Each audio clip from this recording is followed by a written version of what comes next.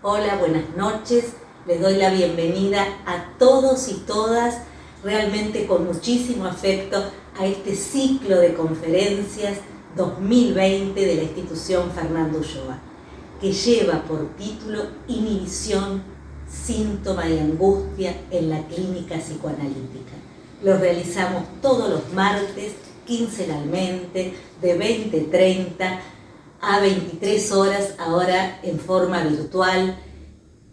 Los últimos años lo estuvimos realizando en la Universidad del Museo Social Argentino, que también nos recibe en un auditorio presencial.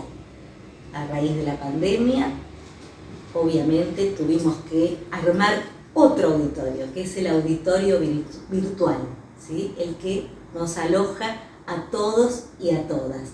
Así que bueno, como les decía antes, en general ocurre que mucha gente se va agregando martes a martes, quincenalmente, ¿sí? Para que recuerden la frecuencia. Se agregan personas que pertenecen a Argentina, a nuestro país, y también personas que pertenecen al exterior del país. Así que, como les decía, bienvenidos a todos. Para aquellos que hoy ingresan y que no me conocen, yo acostumbro siempre a presentarme y entonces les digo que soy Miriam Masover, directora de la institución Fernando Ulloa. ¿Qué brinda la institución Fernando Ulloa, además de este ciclo que nos convoca, este ciclo de conferencias? Brinda asistencia psicoterapéutica a niños, niñas, adolescentes, adultos, parejas y familias. ¿De qué manera? A través de un bono voluntario. Es decir, nosotros como institución brindamos una asistencia comunitaria, haciendo honor y homenaje a la figura de este gran psicoanalista argentino, Fernando Ulloa. Y también otorgamos como institución capacitación de excelencia, de primer nivel, como digo yo siempre con orgullo, a los 350 profesionales que conforman la institución, para que atiendan de la mejor manera a estos pacientes pertenecientes a la comunidad. Y se forman con un plantel docente de excelencia que brinda, además de capacitación teórica sobre los conceptos fundamentales del psicoanálisis, supervisiones de la casuística. Cada paciente es supervisado en la institución Ulloa por docentes de excelencia que se especializan en diferentes patologías de las cuales organizamos nuestros posgrados clínicos. Esta noche, haciendo alusión a lo que nos convoca, en esta noche, como les decía, el ciclo de conferencias, tengo el enorme gusto de presentar a Juan Bassel, psiquiatra y psicoanalista infanto-juvenil, que desarrolla su tarea con un alto profesionalismo, porque sin dejar de lado la psiquiatría puede abrir paso, y este es un enorme mérito, a la subjetividad del niño, la niña, el joven, la joven que lo consulta. Esto es enorme y requiere principalmente escucha, también sensibilidad y deseo de que la singularidad se exprese, no solo que exista, sino que cobre existencia justamente a través de la expresión. ¿Y de qué? De la expresión cuando vienen a consulta los niños, las niñas, los jóvenes, vienen a consulta o recurren a la consulta por tener inhibiciones, síntomas y angustia, el título de nuestra conferencia, que pueden ser abordados, como decíamos recién, para que se explayen y para poder ser, en este sentido, elaborados, procesados, o pueden ser, y ahí viene el tema de la conferencia, sofocados por un diagnóstico que a la manera de una etiqueta hipoteque la vida del niño y de la familia con la que este niño se forma.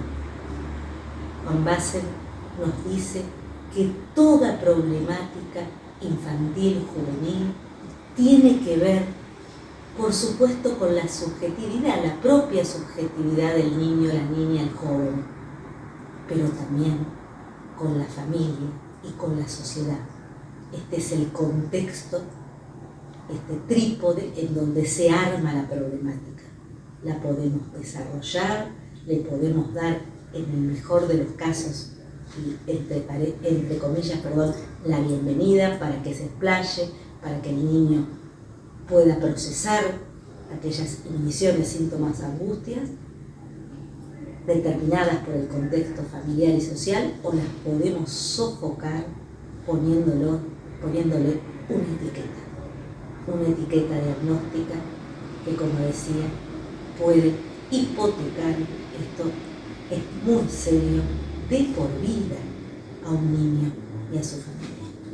Entonces, en este sentido, vamos a tener toda la experiencia del doctor Bassen, ¿sí?, que nos va a hablar sobre estos diagnósticos y qué ocultan, porque esa es la pregunta. ¿Para qué se hace todo esto? Como dicen los chicos, los jóvenes, ¿no? ¿Para qué esta movida? Por eso el título. Los diagnósticos en la infancia, ¿qué ocultan? Entonces le voy a leer una breve referencia curricular de una gran trayectoria. Y les cuento entonces que el doctor Juan Bassen es psicoanalista y especialista en psiquiatría infantil, ex residente y jefe de residentes del Hospital de Niños Ricardo Gutiérrez. Es también médico de planta del Hospital Tobar García desde el año 1985, cofundador y ex coordinador del programa Cuidar Cuidando y secretario general de Fórum Infancias. Todo esto lo pueden buscar por las redes sociales, Fórum Infancias. Es autor de numerosos libros, se los voy a ir diciendo de a poco por si tienen interés de tomar nota. Post-mocositos, fantasmas y pastillas. La atención que no se presta, el mal llamado ADD. Las certezas perdidas, el mito del niño bipolar. Una nueva epidemia de nombres impropios. Contacto niño-animal. Autismo. Espectros o diversidad. Dislexia y dificultades de aprendizaje. Y de última aparición, niños o cerebros, cuando las neurociencias descarrilan. Imagínense cuánta experiencia en torno a la temática que hoy va a compartir con todos nosotros. Así que, con muchísimo gusto, como les decía, los bien recibo a todos con todo el afecto de la institución Ulloa y lo recibimos al doctor Juan Bassen. Le paso la palabra para tener esta exposición en la noche de hoy. Muchísimas gracias. Bueno, en primer lugar, quiero agradecer al Museo Social por la invitación.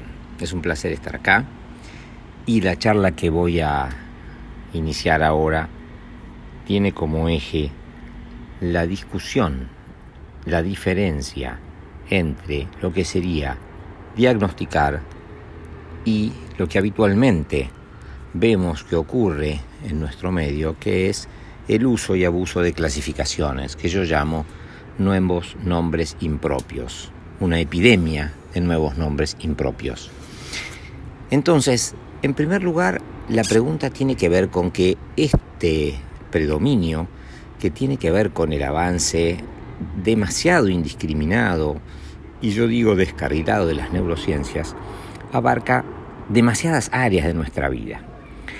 tomando con cierto humor, podríamos ver cómo se evidencia en esta nota del diario Clarín un exceso en donde un psiquiatra norteamericano de origen iraní afirma que estar enamorado más de 6 meses es patológico. Esto a partir de la comprobación de que en el enamoramiento se libera una sustancia que se llama serotonina, muy conocida, y que utilizando un spray nasal se puede bloquear el exceso de serotonina.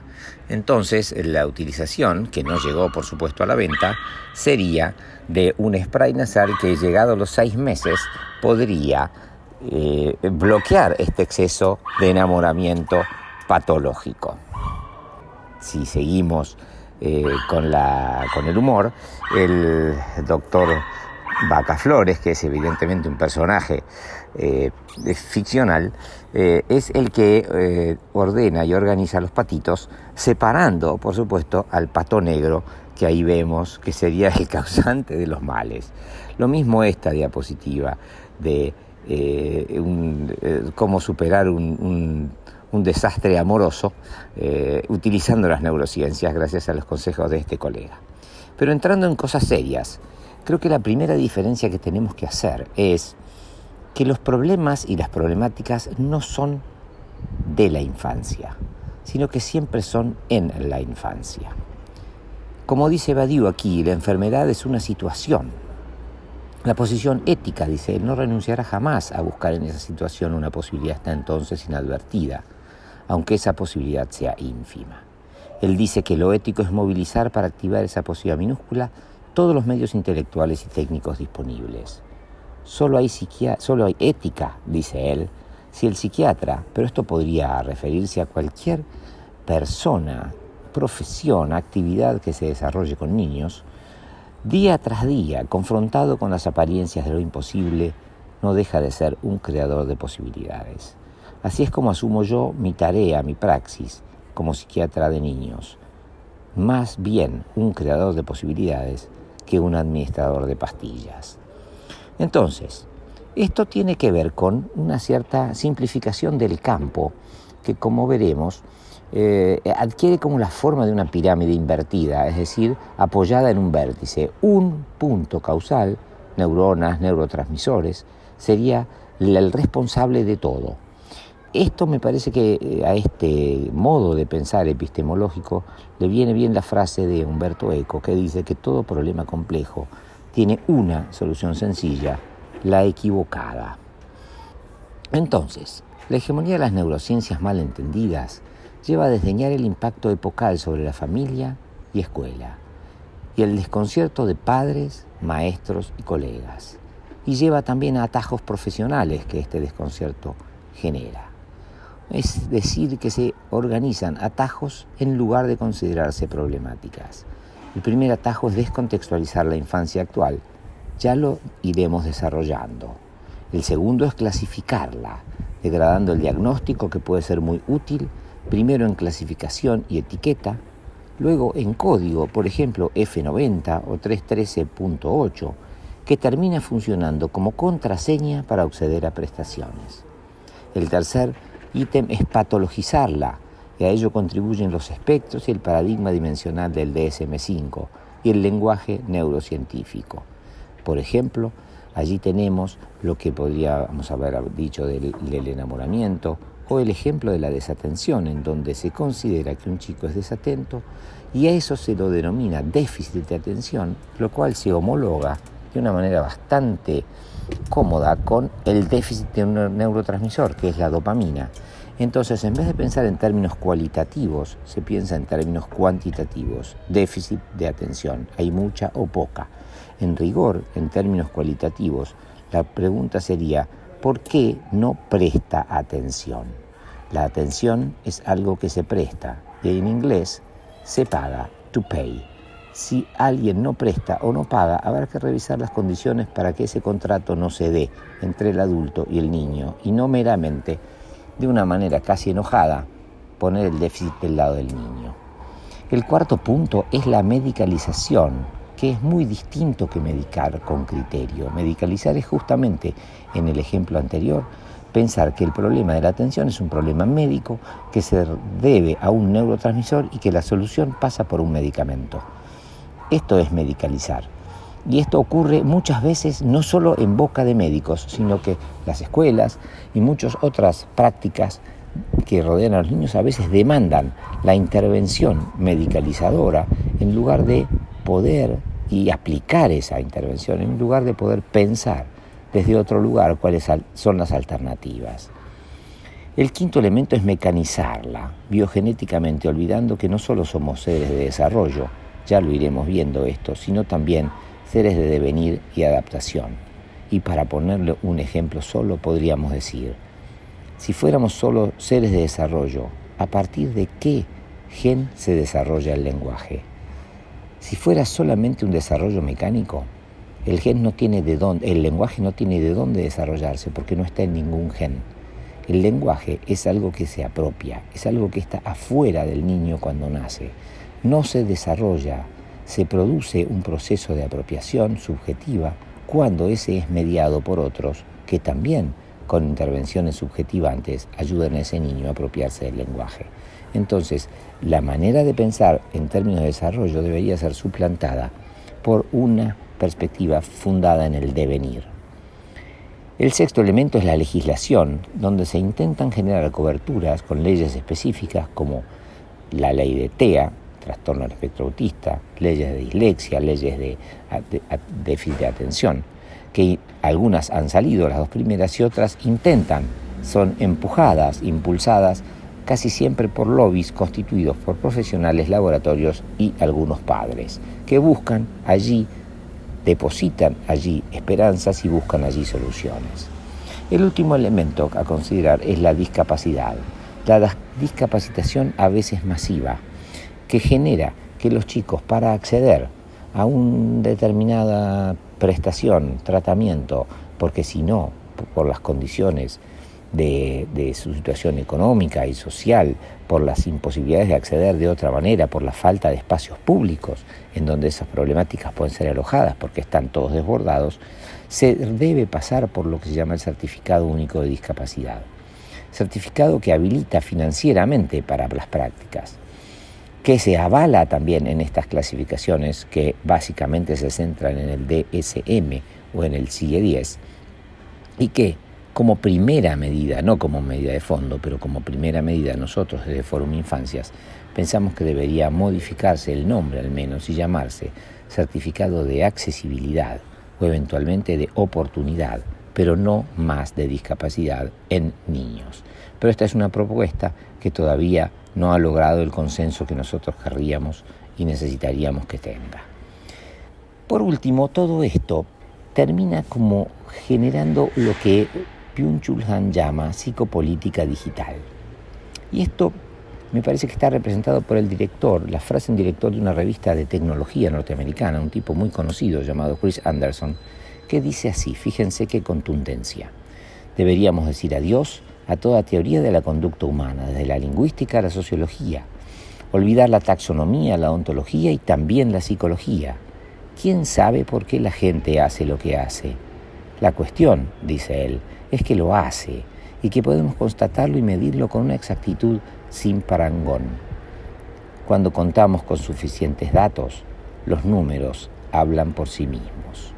Es decir, acá tenemos básicamente datos. Para esta perspectiva, entonces, la teoría es solo un medio auxiliar que compensa la falta de datos.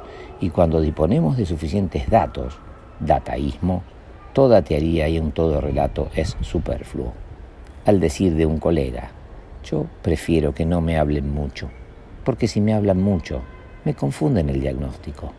Es, como decía, según Han, el comienzo de la psicopolítica digital y de los ingenieros del alma.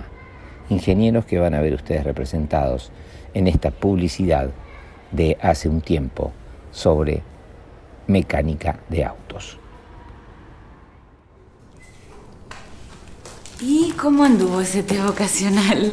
¿Qué tenemos? ¿Un ingeniero como el padre? Bien, el test bien. Bueno, Ramiro ya te va a contar, ¿no? Te espero afuera, ma. Bueno, ¿qué te debo? Bueno, del test en sí son 600, pero ya que estaba le hice otras cosas, ¿eh? Había un tema ahí con el Super Show, un ruidito. ¿Vos no notaste nada? No. Le arreglé eso, son 400 más. Y después encontré unos miedos que no eran originales. Se los saqué, le puse los originales, el fracaso, la muerte. Pesos baratos son 200 más. Pero yo te lo traje por el test nomás. Sí, pero ¿sabes qué? Si yo te lo doy así, en un mes me lo traes de nuevo.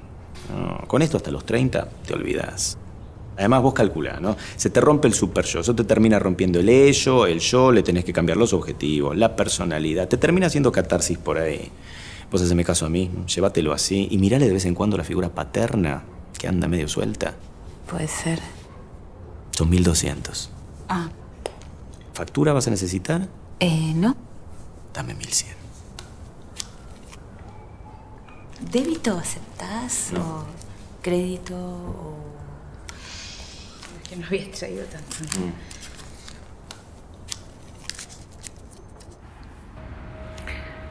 De este dataísmo y de esta objetivación mecánica de la subjetividad, ante eso hay un educador, Robert Birnbaum, que dice: si no podemos medir lo que es valioso, acabaremos nada más por valorar lo que es medible.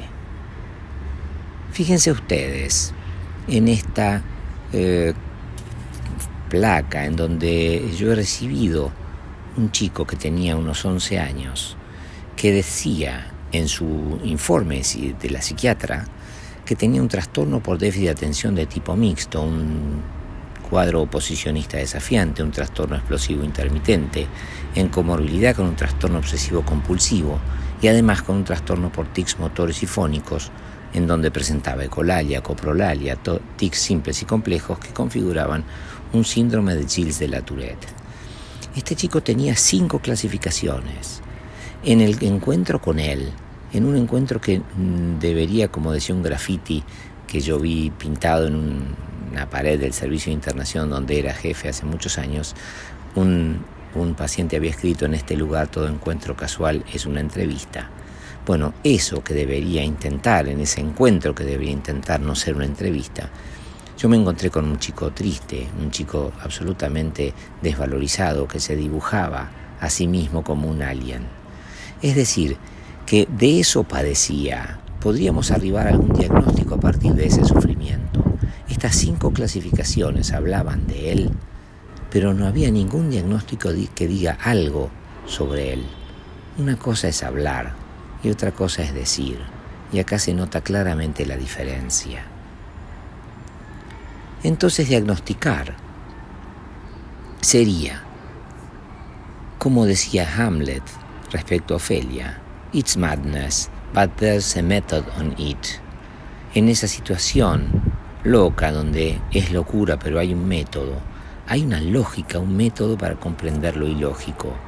Podríamos pensar entonces la práctica del diagnóstico como la práctica de inteligir, porque inteligir deriva de interlegere, que quiere decir leer entre líneas.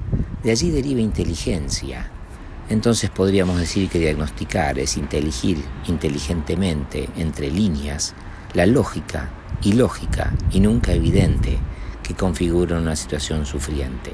Algo muy diferente que de lo que decimos que es clasificar, que es meramente describir a partir de ciertos rasgos y armar un conjunto, un combo que más o menos pueda dar como cierta coherencia y cierta coherencia descriptiva al fenómeno. Fíjense que eso lleva entonces a una pléyade de nombres. A mí me gusta mucho una frase de Amélie Nothomb que habla sobre la melodía del nombre. Ella dice: no es casual que los humanos lleven nombres en lugar de matrícula. El nombre es la llave de la persona. Es el delicado ruido de su cerradura cuando queremos abrir su puerta. Es la metálica melodía que hace que el don sea posible. Fíjense, casi como si este chico hubiera leído a Amélie Nothomb, y ahí pone su cerebro, una cerradura, una llave y un corazón. Entonces, abrir esas llaves requiere no solamente de técnica, de capacitación, sino de sensibilidad. Bueno, vamos a pasar ahora a lo que sería una especie de segunda parte, que tiene que ver con qué es lo que atraviesa las infancias hoy. En principio, todo un contexto que tiene que ver con el consumidor y su contrapunto con el ciudadano, los nuevos tiempos y su relación con la precocidad, la interpenetración de la tecnología y las redes sociales, los roles familiares, la retórica de las neurociencias, y también a algo que no nos vamos a referir, que es la escuela en medio de ese enjambre. Entonces, en esta placa vemos como una chica, una joven, una mujer joven, corre apuradísima, como decía Serrat, llegando siempre tarde donde nunca pasa nada, mientras llevando en sus brazos a su bebé, la espolvorea mientras habla por teléfono que sujeta entre su cara y el hombro. Y abajo dice, Live Fast. Esta foto, esta publicidad podría ser un símbolo de estos tiempos. Fíjense que aquí tenemos a Arthur, que luego será el Guasón, que también corre como precarizado emprendedor de la felicidad ajena, perseguido por quienes lo hostilizan. Esta época hace que todos corramos, que los tiempos se aceleren de una manera imposible, y de esos tiempos me voy a ocupar sobre el cierre. En una de las escenas más exasperantes de Joker, en un consultorio psiquiátrico público, Arthur está sentado frente a una trabajadora social que mantiene una postura casi robótica y no se inmuta ante los obvios problemas que lo aquejan, y apenas puede expresar después de ciertos intercambios entrecortados. ¿No escuchas, verdad? Simplemente haces las mismas preguntas todas las semanas, le reprocha él. ¿Cómo está tu trabajo? ¿Tienes pensamientos negativos? Si todo lo que tengo, dice él, son pensamientos negativos. Y entonces Joker le dice una frase, dice que no la dice, pero es como que podría decirla, que ahora les leeré una frase de Amélie Nothomb, en donde un soldado obeso, gordo, que está en el frente de guerra de Irak, le habla a ella, que es como la autora del libro metida a personaje, y se dirige a ella diciéndole lo siguiente: fíjense, no se preocupe, no la tomo por una psicóloga, no son psiquiatras lo que falta aquí. He probado con varios. Les hablas durante 3/4 de hora en el profundo de los silencios y luego te recetan Prozac. Me niego a tragarme eso. No tengo nada contra los psicólogos, solo que los del ejército norteamericano no me convencen. Lo que espero de usted es otra cosa. Deseo existir para usted. ¿Es pretencioso? No lo sé. Si lo es, lo siento, pero es lo más auténtico que puedo decirle. Deseo existir para usted. Fíjense que para esa trabajadora social, el Joker no existía, y ella incluso le anuncia que han cortado los fondos sociales y ya no podrá verlo más. Entonces él sale desesperado y ya sintiendo que nada tiene sentido. Entonces, ¿qué oportunidades brinda el neoliberalismo? Podríamos decir, y ahora lo retomaremos al final, ningún nuevo comienzo para los marginados o desesperados como Arthur, que fue un chico abusado. Y la declamada y ficticia igualdad de oportunidades, tema que es muy batido como parche, para los emprendedores como Arthur, arrasa con lo que sería más equitativo, como que podríamos definir como la igualdad de derechos. Entonces, el piso de la infancia se mueve desde el vamos, porque se ha partido al medio la subjetividad, más aún la infantil, entre la formación del ciudadano disciplinado por la escolaridad, orientado al futuro, guiado por un ideal del yo, y un sujeto obediente en este caso, y en el extremo obsesivo de este ciudadano estaría el burócrata, y enfrente la construcción de un consumidor ávido e impaciente, impregnado de presente y acicateado más que por el ideal del yo, por el yo ideal, más bien un sujeto dependiente que obediente, y en el extremo del trastorno, en el extremo de este polo estaría el trastorno del espectro consumista, que podríamos decir es el adicto. Entonces, aquí vemos en esta placa la impregnación del consumo desde el vamos, más allá de los errores y los mimos, los olores y las voces, las marcas que marcan a un chico no son solo las parentales, sino las de la época, que son intrusivas, que borran, rompen cualquier posibilidad de filtro de las familias de hoy. Antes se hablaba del hogar nido. Eso ahora es una utopía. ¿Qué frontera podría haber ante lo que es la invasión de la interconectividad y la comunicación para chicos desde muy pequeños? Es un dato a tener en cuenta hablando de datos, porque hay que partir de allí para intentar hacer algo al respecto, pero no negarlo o ponernos nostálgicos. Así es como el lugar centralmente asignado para el consumidor, a partir de que puede utilizarlo, es arriba del changuito del supermercado. Ese es el lugar que se le asigna al niño cuando ya puede tener como un puesto de mando, un puesto desde el cual mirar. Entonces, veamos un extremo. Este chico se llama Desmond. Desmond es un chico de 11 años que tiene un blog, tiene un Instagram. Él es un chico trans y ha ganado una pequeña legión de admiradores. Más de 24.000 personas seguían, seguro que son más, las aventuras de este chico de 10 años que se describe en su web oficial como, fíjense, artista, drag kid, embanderado de la causa lesbiana y gay, joven gay deslenguado, modelo publicitario, orador, fundador de su propia casa drag, diseñador de modas, muso e ícono. Él podría ya a los 10 años jubilarse. Ahora, ¿qué es lo que pretendo mostrarles con esto? Pretendo que, así como se ve en esta placa, yo tenía un paciente que tenía una fobia importante a la escuela, muy angustiado todas las mañanas porque no sabía cómo entablar relación con sus compañeros. Entonces, él pretendía llevar cada día un juguete nuevo, un muñequito nuevo, para poder utilizarlo como prenda de cambio, como prenda de modo de relación con sus compañeritos. Claro, al salir del colegio le insistía al papá que por favor fueran a la juguetería. Una vez entrados allí, porque él se metía en las jugueterías, el papá le decía, no, mirá, cuando tengas el boletín, cuando traigas una buena nota, vas a tener tu premio. Con una lógica que podríamos decir la del ideal del yo, la lógica moderna. Él, por supuesto, no podía atender esas razones, su angustia lo llevaba más allá. Y entonces, ¿qué es lo que hacía? Tomaba el blister, que es lo que intento ilustrar en la foto, de los muñecos y lo rompía, de manera tal de que el padre debía comprar ese muñeco. Por supuesto que después quedamos en claro de que no lo podía utilizar lo que él había obtenido de esa manera. Pero fíjense qué curioso, que dentro de lo que la publicidad para niños, el marketing para niños promueve, está lo que se llama el Pester Factor. Esto quiere decir el factor pataleta.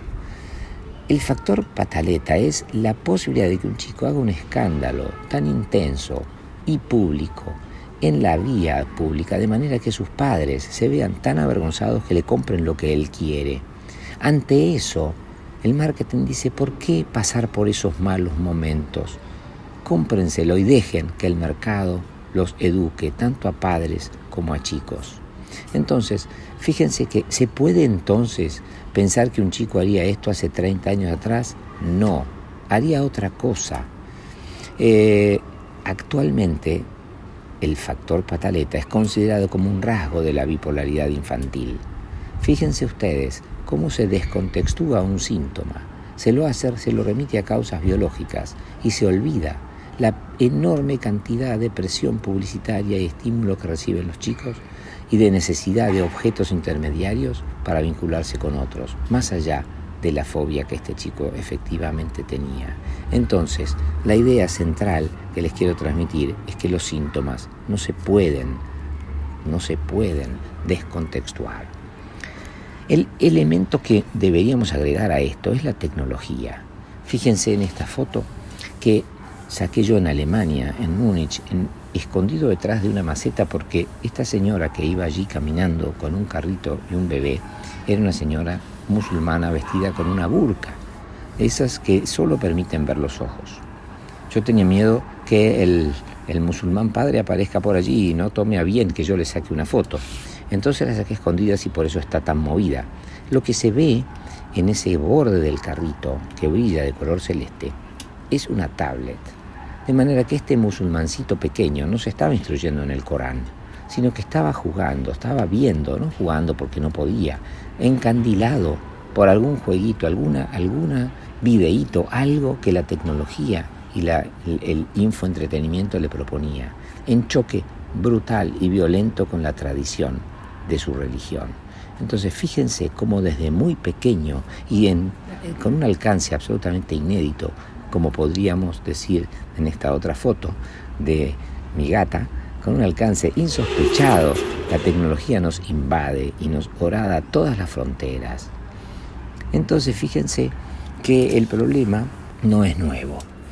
A pesar de la novedad que tiene, acá yo quiero remitirlos a algo que me parece muy importante, y es que el problema no es la tecnología solamente. El problema es el tiempo. Esto que ven allí es una recreación de una película de Marcello Mastroianni que se llamaba Stano tutti bene, estamos todos bien. Marcello iba a visitar a su hija, que tenía a su vez una bebé. La hija le pide que por favor se quede cuidando a la bebé, que ella va a salir un rato. Entonces él se queda con la bebé y como no tiene mucha cancha, porque no la conoce mucho, la pone frente al televisor.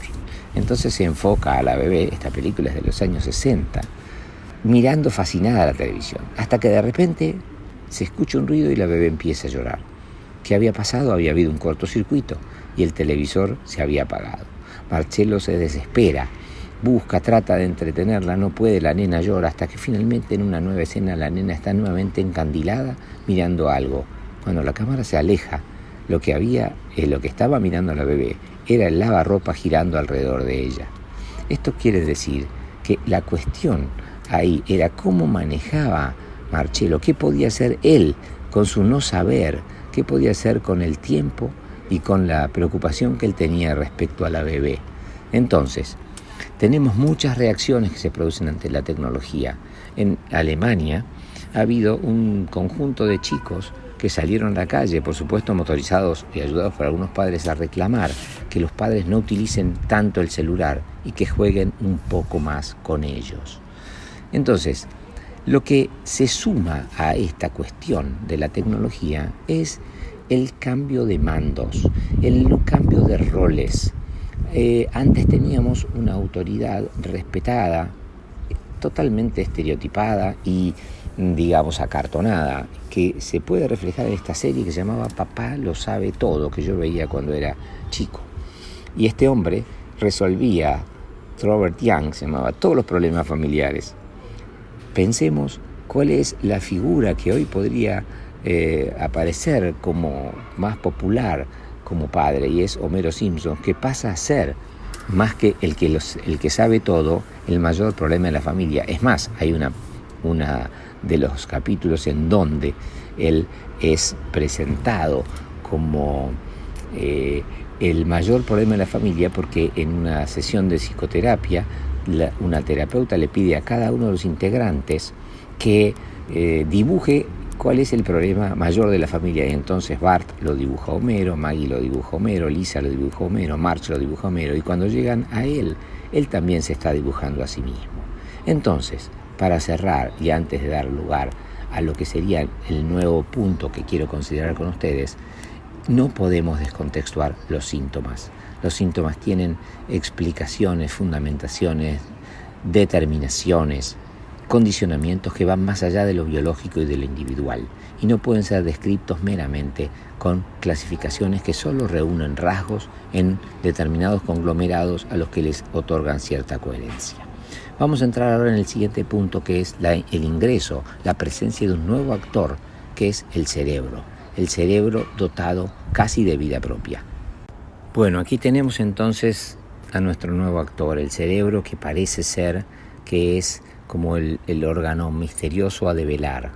En una época más romántica, el órgano a develar más misterioso era el corazón, pero ahora hemos pasado al cerebro.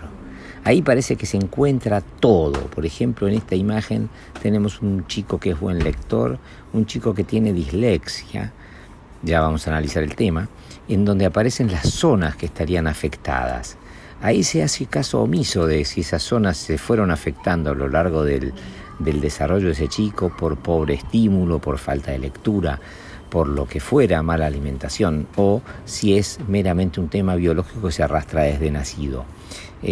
Podría haber alguna minimísima influencia, por supuesto, de la neurobiología para las condiciones previas para que un chico lea, pero la justificación de encontrar allí la causa parece un exceso absoluto. Entonces tenemos como el cerebro como un nuevo personaje. Hay dos frases que me gustaría contarles. Una es la que de Byung-Chul Han, que dice: sin duda el alma humana necesita esferas en las que pueda estar en sí misma, sin la mirada del otro. Una iluminación total la quemaría y provocaría una forma especial de síndrome psíquico de burnout. Solo la máquina es transparente. O sea que pretender la transparencia en los humanos que somos, básicamente opacos, es una pretensión excesiva. Y dice justamente Saramago al respecto: dentro de nosotros hay una cosa que no tiene nombre, y esa cosa es lo que somos. Cuando las neurociencias se exceden, y por ejemplo me llega una muchachita para la cual su psiquiatra anterior le había dicho de ella, y a su madre le había dicho que padecía de un trastorno bipolar, que iba a ser bipolar toda la vida y que iba a tener que tomar medicación toda la vida, me hace acordar a este cuadro de Magritte que se denomina clarividencia. Allí el pintor mira el huevo y en lugar de pintar el huevo, pinta lo que él sabe que será lo que ocurra con ese huevo, es decir, el ave que nacerá de él. Él ya sabe lo que es el futuro. A mí me gustaría pensar a ver si alguno ha escuchado alguna autocrítica de las personas que suelen hacer horóscopos para el año, así muy afamadas, que cada año sacan sus pronósticos. Si en alguno de esos pronosticadores entró como posibilidad el coronavirus, y van a ver que nadie, absolutamente nadie, pudo pronosticar nada. Así que por favor, seamos un poco más cautos con lo que nosotros pronosticamos. Entonces, sí, tendríamos otra frase que me gusta contrastar, y es algo así como: hago un contrapunto entre el poeta y el autómata, entre el ser y el ente. Dice La Nación del año 2013, la Comisión Europea asignó ayer casi $700 millones a un proyecto que intentará trazar el mapa más detallado jamás logrado del cerebro. La Nación 2013. Y Peter Pan, Barry, su autor, le hace decir: no sé si habrás visto el mapa de una mente. A veces los médicos dibujan mapas de otras partes de ti, pero no es tan fácil trazar el mapa de la mente de un niño, que no solo es confusa, sino que gira sin cesar. Ahí está lo que intentamos mencionar antes como el devenir. Entonces tenemos aquí que aparecen las formas, las clasificaciones. Las clasificaciones que dan como resultado lo que denomino nombres impropios. El DSM, el CIE-10, pero sobre todo el DSM-5 en particular, hace gala de varios nombres impropios y en principio como procedimiento y como método produce algo así como 3 desapariciones y 5 pseudoepidemias. ¿Cuáles son las desapariciones? En primer lugar, las neurosis infantiles. Juanito es el primer desaparecido del DSM. Las neurosis infantiles no figuran en el DSM, entendiendo por tales las formaciones clínicas donde predomina el conflicto, la angustia y los síntomas como el resultado de una transacción. Un paciente que teníamos en un dispositivo que se llamaba Cuidar Cuidando, que se llama, en el zoológico, tenía terror al pavo. Entonces él se autodiagnosticó. Él dijo que tenía pavositis. Bueno, escuchar a los pacientes también tiene su creatividad. El segundo desaparecido, el DSM, es las psicosis infantiles, porque como tales no existen. Existen los síntomas de psicosis al igual que lo que sería la psicosis adulta: pérdida de realidad, otro tipo de delirios, alucinaciones que no se ven en chicos. La psicosis infantil en chicos tiene otro estilo y otro carácter. Les leo, por ejemplo, este mensaje de una mamá. Hace unos días quería escribirte, pero hoy Lo hago teniendo en cuenta una reunión que tuvimos en la escuela con la directora, la maestra integradora y la supervisora, quien puso el acento en la evolución positiva de Mateo. Pero charlando su maestra integradora y en una charla de puerta que tuve con uno de sus maestros me decidí a escribirte. Mateo está en algunas ocasiones, cada vez lo noto más, diciendo, contando con certeza algo que termina siendo cosas muy mezcladas, mezclando cosas o diciendo una cosa cuando en realidad dice otra. Ejemplo, quiero café, se le sirve el café y dice, no, chocolatada te pedí. En una de las clases de naturales que el mismo profesor de sociales, que lo quiere mucho, en medio de lo que estaba opinando mezcló el virreinato. A mí particularmente, charlando un día, me contaba sobre cómo era el aparato digestivo y me decía que habían estudiado lo importante que era comer bien, porque, dice él, no hace bien comer siempre matemáticas, palabras textuales. Yo no dije nada y él tampoco se dio cuenta de lo que dijo. Y hoy oportunamente su integratora me contó que en una prueba todo lo que era resta lo sumó y todo lo que era suma lo restó. Los resultados parece que estaban bien, dice, pero ella en un momento también notó que se estaba confundiendo los conceptos o lo visto. ¿Me tengo que preocupar? Bueno, aquí tenemos un ejemplo de lo que podríamos considerar como pasible de ser pensado como un sufrimiento propio de un chico con una psicosis infantil. Y por último, el tercer olvido son los cuadros borderline en la infancia. Eso que Rodulfo llama los trastornos narcisistas no psicóticos, en donde no solo hay un síntoma que afecta, podríamos decir, lo que sería la libido y todo lo que se plantea en relación a la oralidad, la analidad, la genitalidad. No solo eso, sino que está afectado el yo. No solo hay síntomas, sino también hay zonas de daño. Las funciones yoicas están alteradas, pero no de una manera tan radical ni absoluta como puede ocurrir en los cuadros de psicosis infantil. Entonces, estos chicos, cuadros de psicosis infantil, cuadros borderline, y chicos que serían en un momento considerados por nosotros como neurosis, pasan a tener que empezar a girar dentro de otras clasificaciones que ofrece el DSM. Trastornos de ansiedad, ADD, trastorno de espectro autista y otras que veremos a continuación. Entonces vamos ahora a dar lugar a lo que serían las propuestas que hace el DSM con las problemáticas subjetivas que para ellos son de la infancia y para nosotros son en la infancia. Bueno, aquí estamos entonces con la primera de las epidemias. En este cartel que estaba en la ciudad de Los Ángeles, encima de una autopista, dice "So much easier than parenting", eso quiere decir mucho más fácil que ser padres.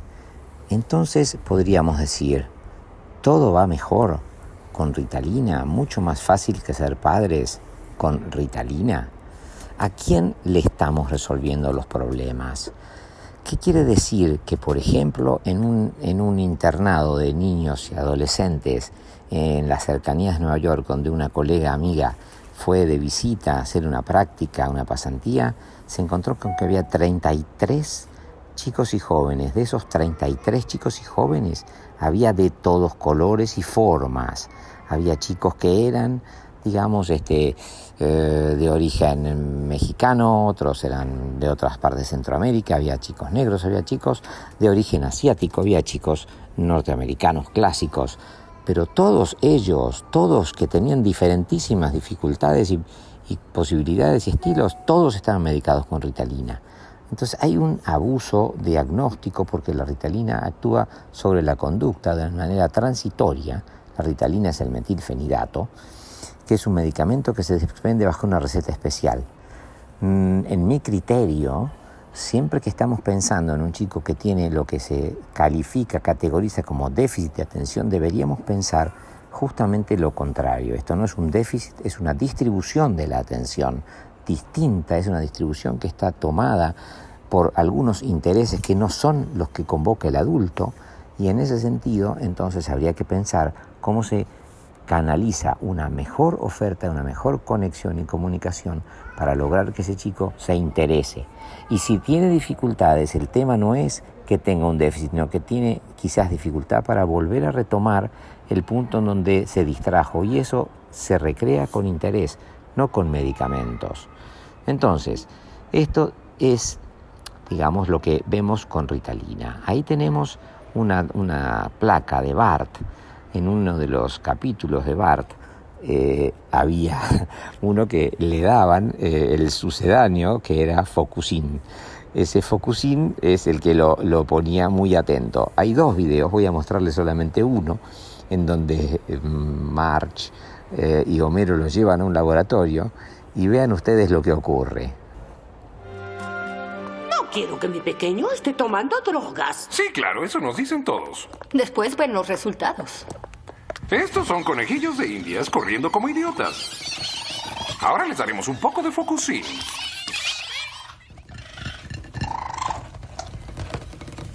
¡Oh! Es asombroso. Observen esto. ¿Se convierten en sus esclavos? Sí, pero no se trata de esclavitud. Se trata de ayudarles a concentrarse. Esta píldora reduce los alborotos en un 40%. Y un 60% de malas palabras. Lo único que lo supera es hacer ejercicio. ¿Medicamentos? Ay, una pequeñña ayuda para que seas un niño bueno. Oye, no quiero drogas. ¡Claro que sí! Todas tus estrellas favoritas las han usado. Brett Butler, Tim Allen, Tommy Lee. Andy Dick. Solo está presumiendo. Sí, yo soy talla 4. Papá, acepto que tengo problemas, pero las drogas no son la respuesta. ¡Pequeño demonio! Y solo pensé que me querías lo suficiente para dejarme ayudarte. Mamá. De acuerdo, lo haré por ti. Bueno, como ven, los ratoncitos quedan absolutamente encandilados y domesticados, como dice él. Y lo más extraordinario es la respuesta que le da el padre, Homero, a Bart cuando dice, pero si, ¿por qué tengo que tomar drogas? Y entonces él parece, pero si todos toman, ¿no? Ese es el padre actual, digamos, de la caricatura, pero que no deja de tener ciertos cuidados con relaciones con la realidad. Entonces, hay también una construcción de dato digital, no les estoy mostrando la foto, pero hay una planilla que se llama escala de Conners, que tilda, por ejemplo, tiene demasiado, se distrae fácilmente, tiene escasa atención, nada, poco, bastante, mucho, ¿no? Es como si fuera un más o menómetro, donde se determina ese más o menos, esa evaluación completamente subjetiva, termina configurada en un dato. 34, vamos a suponer. Entonces se podría decir que si tiene más de 30, tiene ADD. Esto es el dataísmo que habíamos mencionado antes, cómo la subjetividad y lo cualitativo termina formateado como algo cuantitativo, esquematizado, empobrecido. Conners, que fue el creador de esta escala, hablando en alguna tarde con Allen Frances, que estaba debatiendo el tema del DSM-5, le contó que él estaba muy preocupado por el uso excesivo que hacía de la escala que él había creado y que se debería utilizar solamente en ciertos contextos muy cuidadosos de atención, de contextos clínicos y no en cualquier contexto educativo. Entonces tenemos lo que yo he planteado como la atención que no se presta. No se trata entonces de un déficit cuantitativo, sino de un no préstamo.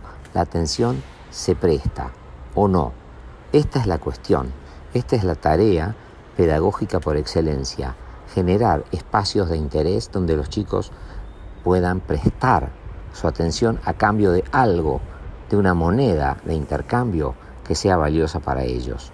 Hay, por ejemplo, una extraordinaria experiencia que se ve en una película en donde Michael Moore visita las escuelas de Finlandia y hay en un aula, enfrente del aula, hay un chico que se fue del aula y está subido a un árbol.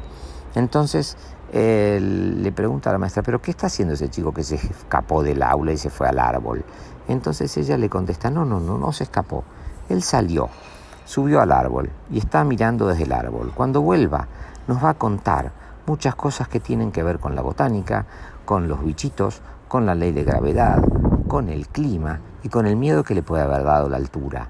Todo esto va a ser aprovechado para trabajar desde su experiencia.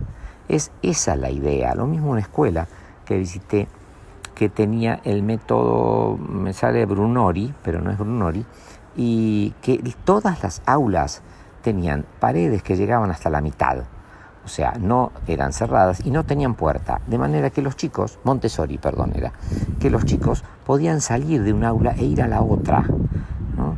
A veces esto era acompañado por alguien, una maestra auxiliar que estaba con ellos, pero no se trataba de prohibir, se trataba de alguna manera de generar interés, de seguir el interés del chico y en todo caso de regenerarle un nuevo interés. ¿Cuál sería la segunda epidemia? La segunda epidemia es el trastorno por el espectro autista, algo muy diferente del autismo. Cada 20 minutos un chico es diagnosticado con autismo. Esto es una exageración. Esto es algo que está planteado como cartel en un aeropuerto. Cuando yo lo vi me pregunté, ¿qué hace este cartel en un aeropuerto? Si es un problema de la psiquiatría infantil, ¿por qué está en un aeropuerto? Y bueno, porque se trata de lograr un cierto consenso sobre lo que sería una epidemia de autismo. Si hay una epidemia, un caso cada 20 minutos, entonces el asunto es que se consiguen fondos, se reformulan los diagnósticos y las cosas empiezan a circular por otros carriles, donde lo que pesa más es la neurobiología.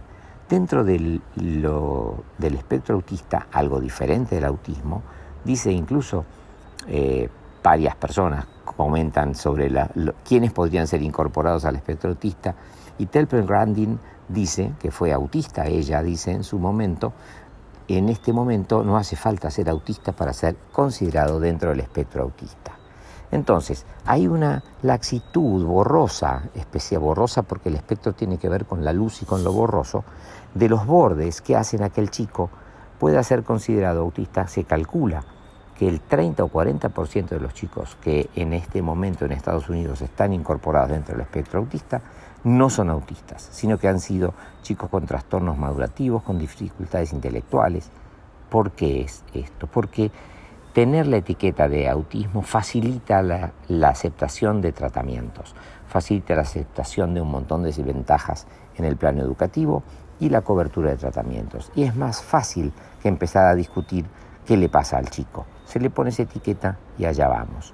Entonces, esta es una discusión muy fuerte y que tiene que ver además con la sanción de leyes, como es la ley del espectro autista, de la que nosotros participamos fuertemente discutiendo para tratar de atenuar, y logramos atenuar muchas de sus peores aristas, como eran hacer un test que se llama M-Chat a todos los chicos de 18 meses, todos, absolutamente todos, y esto tiene que ver con esa premisa de que el que busca encuentra, ¿no? Entonces se va a encontrar autismo si buscamos autismo y no otra cosa. Esto que van a ver allí es una serie que se llama Atypical. Esa serie es muy simpática porque se trata de un chico que puede haber tenido ciertos síntomas de autismo, pero que ya no lo es. Incluso su preocupación es buscar novia, es mirar tetas. Es un chico muy despierto, con algunas timideces fuertes. Entonces el padre va a una reunión de padres y madres, sobre todo madres, donde él quiere decirle a la terapeuta que lo ve mucho mejor. Y la terapeuta le dice, perdón, de una manera brusca, perdón, dice, que te interrumpa, pero en el autismo no hay mejorías, no es una enfermedad, es algo que es una condición y solo hay avances y retrocesos. Ese planteo, al padre lo deja con la boca cerrada. Ese planteo donde hay una especie de hipoteca biológica, esa clarividencia de la que hablaba en ese cuadro Magritte, es la que muchas veces nos deja estupefactos y nos deja como empobrecidos ante la posibilidad de pensar el autismo de otra manera. Les voy a leer una brevísima reflexión sobre lo que pienso yo que podría considerarse como autismo, que dice así: cada vez va quedando más claro que no hace falta ser autista para estar dentro del espectro autista. Dentro del TEA hay chicos que hablan y otros que no. Algunos no sonríen a los otros, pero no todos. Hay chicos con estigmas físicos y otros que no. Hay chicos con enfermedades genéticas comprobadas y otros que no. Hay chicos que escriben libros y otros que no. Hay chicos con una memoria prodigiosa y otros que no. Hay chicos que logran un vínculo con sus padres y otros que no. Hay quienes tienen movimientos estereotipados y otros no. Hay quienes se apegan excesivamente a un objeto, pero otros no. Ante tanta diversidad no es ni será posible encontrar una indeterminación genética única, porque se trata de trastornos graves y complejos en los procesos de subjetivación, es decir, de las formas en que un recién llegado al mundo se apropia de lo que éste tiene para ofrecerle y es a la vez apropiado por su familia. No tenemos certezas causales. El lenguaje humano no está en ningún gen. La humanización del genoma hace que los bebés humanos nazcan programados para ser reprogramados. De ahí nuestra potencialidad maravillosa y también nuestra fragilidad consecuente. Bueno, vamos a pasar ahora a hablar del tema otro de las estrellas de las epidemias, que es el trastorno oposicionista desafiante. Bueno, nos toca hablar brevemente entonces de una tercera epidemia, que es la del oposicionismo desafiante, que en los chicos más grandes se traduce, pues en inglés le ponen conduct disorder, o sea, trastorno de conducta, es a partir de los 12, 13. Es básicamente un síntoma, o sea, son chicos que expresan su malestar subjetivo a través de trastornos en la conducta, lo que podríamos entender como la no logro de una travesura convertida en transgresión. En la travesura hay un reconocimiento del borde, del límite y de la picardía para transgredirlo lúdicamente. En la transgresión hay un, digamos, arrasamiento de un límite que es vivido como agobiante y entonces y persecutorio, y entonces ahí aparecen las actitudes más agresivas e incluso violentas. A mí me parece que hay un ejemplo muy interesante en una película que les recomiendo ver, que se llama Bang Bang, estás muerto. En esta película hay un chico, esta es una situación ya muy seria, hay un jovencito que muy hosco, muy como encerrado en sí mismo, empieza a tener una reacción así de mucho enojo con sus compañeros y repliegue. Paralelamente alguien detecta que ha comprado armas, una arma o dos armas y municiones, y que se junta con otro que también tiene las mismas características. Hay un profesor de teatro que visualiza esto y entonces les propone a todos hacer una obra de teatro. Él imagina que se va a producir una de esas masacres. Entonces hay un momento dado en que el chico dice, el chico se llama Trevor, en un momento enojado dice: los apodos alteran mis moléculas. Fíjense cómo las neurociencias podrían ser pensadas de una manera muy inteligente aquí, ¿no? Cómo los apodos, las formas en que lo trataban, le tomaban el pelo en algunos casos, lo ponían agresivo, y esa agresión tenía que ver con sus moléculas alteradas. Resulta que en un momento dado este chico escribe en un pizarrón: en esta aula todos en la clase son carne muerta, o sea, no morirán ni estarán muertos, sino carne muerta, o sea, ya son seres sin vida, son objetos. En la obra de teatro el profesor le hace representar el papel del asesino, y entonces luego de que asesina a todos, sus compañeros, amigos, todos se levantan y le recriminan: ¿por qué me mataste si yo era tu amigo, tu compañero, tu novia, tu profesor de gimnasia, el celador? Y entonces él dice una frase que creo que es capital para pensar esto. Él dice: yo los quería matar, pero no quería que estuvieran muertos. Esta es la enorme diferencia entre un pasaje al acto y un espacio donde se abre una escena para que alguien pueda expresar lo que siente. Si logramos la expresión de lo que siente, evitamos el pasaje al acto. No siempre, pero esa es la apuesta. El siguiente cuadro es el de la infancia bipolar. Acá tenemos en la tapa de una revista Newsweek a un chico que se llama Max, que tiene en ese momento tiene 11 años. Ese chico tiene todo un derrotero, porque es así, un camino de derrota, de haber sido desde muy chiquito, muy, digamos, raro en el sentido de que era, para mi gusto, de acuerdo a lo que se puede inteligir, un chico con un cuadro de psicosis infantil, que como dijimos está borrada del DSM, entonces pasa a ser recategorizado rápidamente como bipolar. Agresivo, tenía pataletas, tenía como en un momento se tira por una ventana y cae desde un piso, en otro momento tiene un terror porque ve un ratoncito muerto en una pileta y le agarra un espanto de no poder meterse en la pileta porque se podría contagiar cualquier cosa. Entonces, el cuadro de Max es que a lo largo de su vida recibe 38 psicofármacos en 3 o 4 años. En un momento dado él está en la sala de espera del consultorio de su doctor y entonces él empieza a jugar con el papá. Este chico había nacido el día de Halloween y se pone a cantar Born to be Wild. La mamá en algunos momentos dice que cuando veía a su hijo chiquito enojado le parecía estar viendo al diablo, como que estaba poseído. Él en un momento dado dibuja en una pared un ser con su carita y una cola de diablo y cuernos y dice I am like this, yo soy así o como este. Bueno, en esa sala de espera se pone a jugar con el papá, le tira una botellita de juguete y dice estos son los medicamentos que no me hacen nada. En ese momento sale el profesional, el psiquiatra, lo ve saltando con cierta alegría y dice, dice, nuevamente tenemos una reacción maníaca. Y entonces así queda categorizado su momento en donde había un altísimo componente simbólico para pensar en lo que él estaba cantando, en lo que él decía de los medicamentos, pero no, rápidamente queda convertido empobrecedoramente en una reacción maníaca. ¿Y qué podemos decir entonces de lo que pasó con la historia de esta enfermedad? Fue creada a partir del Massachusetts General Hospital por el Dr. Biederman, que fue el principal impulsor junto con 2 o 3 otros psiquiatras que escribieron varios libros sobre el niño bipolar. Pápolos era uno de los psicólogos que escribió al respecto junto con su esposa.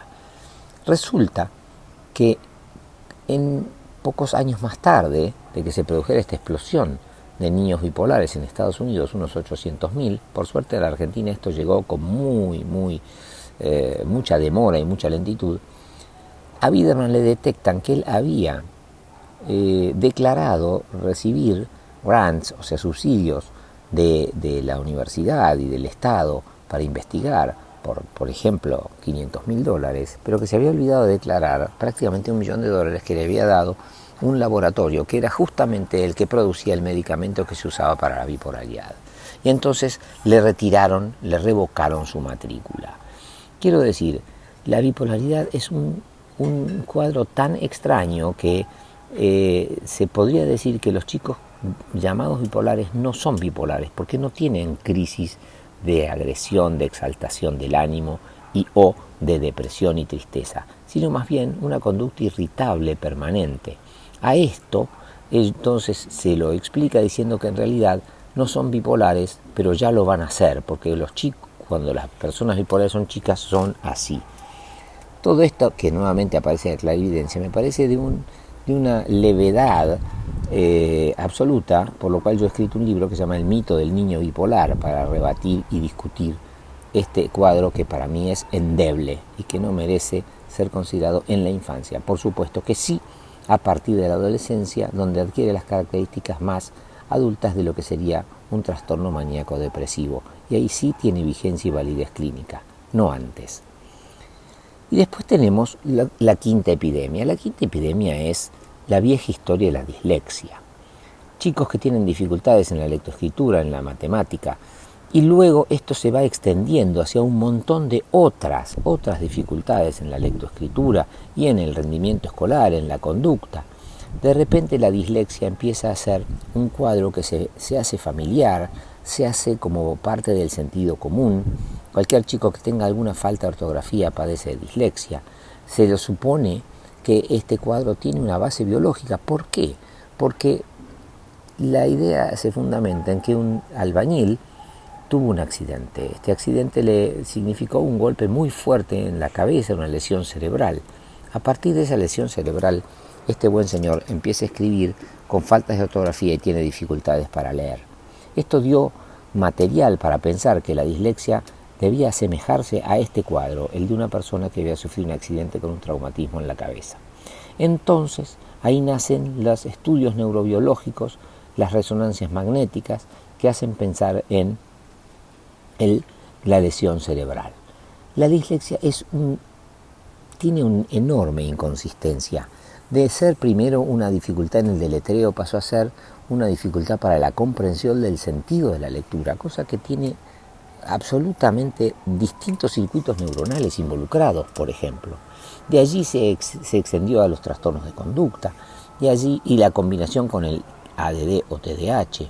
Entonces, Tal es el punto de que en la Cámara de los Comunes de Gran Bretaña, en el año 2009, se expide, después de un largo estudio, después de haber tomado muchos comités de expertos, uno de los cuales se traduce en un libro que se llama The Dyslexia Debate, es el debate sobre la dislexia, son 2 libros, y termina diciendo el Comité de Ciencia y Tecnología de la Cámara de los Comunes lo siguiente: nunca es fácil determinar la medida en que cualquier dificultad individual tiene una base biológica. En la práctica es imposible diferenciar entre aquellos cuyas dificultades para leer son el resultado de debilidades neurobiológicas de aquellos cuyas dificultades son fundamentalmente consecuencia de limitadas o empobrecidas experiencias de aprendizaje en el hogar o en la escuela, ¿no? Es imposible diferenciar.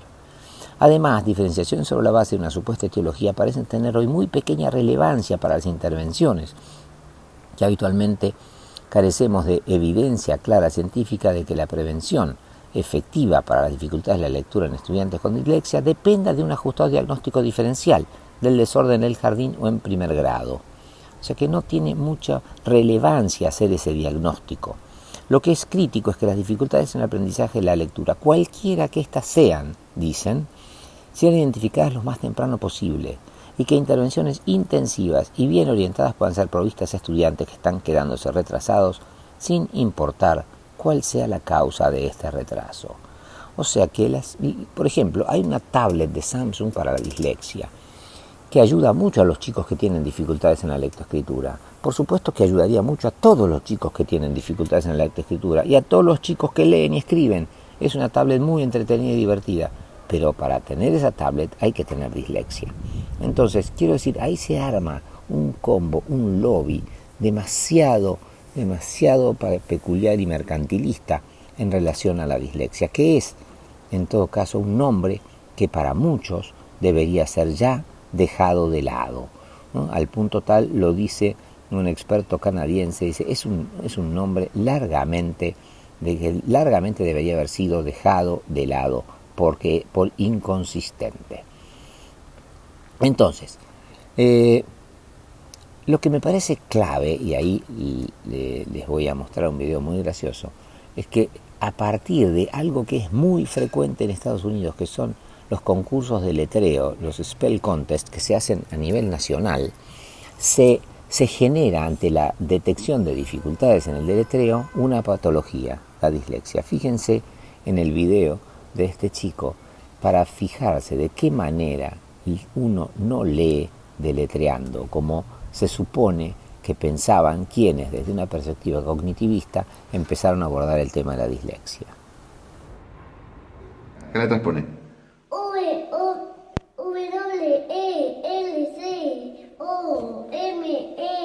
Alfombra. Bien. Bueno, y una vez mirado este video, quiero simplemente que podamos pensar en la importancia de que nosotros podamos pensar en que los chicos con dificultades, los chicos que tienen un problema, tengan derecho a otro espacio. En relación al tiempo, dice Safransky, que es un autor que a mí me encanta, en un texto sobre el tiempo, habla sobre el tiempo propio y dice: escribo mi crítica desde la libertad, es decir, describo el sistema tiempo, o sea, el ritmo del tiempo que se halla en diversos ámbitos vitales y laborales, pero siempre con la perspectiva de que pertenecemos en parte a esos sistemas y por lo tanto, lo creamos o no, estamos sincronizados. Pero esto no es todo. Estamos en el sistema, pero siempre un poco alejados del sistema. En caso contrario, no podríamos verlo como tal ni describirlo. Por eso también somos asincrónicos. Ese estar fuera es lo que intuimos en nosotros como el tiempo propio, el ritmo propio, el propio ritmo. El cuidado, la atención al tiempo propio forma parte de la experiencia de la libertad creadora. Es libre el que no se somete completamente a un sistema temporal. Se trata de hacerse disidente de la comercialización actual del tiempo. Del mismo modo que hay diversas verdades, también hay diversas velocidades. Y una vida es rica si participa de diversas velocidades. Bueno, este texto que a mí me resulta muy emocionante se completa con otro que cierro con esto nuestra charla y que se inspira en otro libro de Byung-Chul Han, El aroma del tiempo, el ensayo filosófico sobre el arte de demorarse, que es muy entretenido, muy lúcido. Y retomo otra frase de esa frase que dice, y esto ya tiene que ver con la política y con la democracia y con el modo de abordaje político de las problemáticas de la infancia. Dice, esa es precisamente la oportunidad de la democracia. La vitalidad de una sociedad queda garantizada por el hecho de que nosotros, soportados por reglas institucionales, nos ayudemos recíprocamente a preservar la posibilidad de un comienzo propio en cada caso. Se trata de conservar una cultura política que permita a cada uno hacer su comienzo, o al menos buscarlo. Bueno, muchas gracias y abrimos un espacio entonces para las preguntas y el debate que podamos tener en estas condiciones de virtualidad.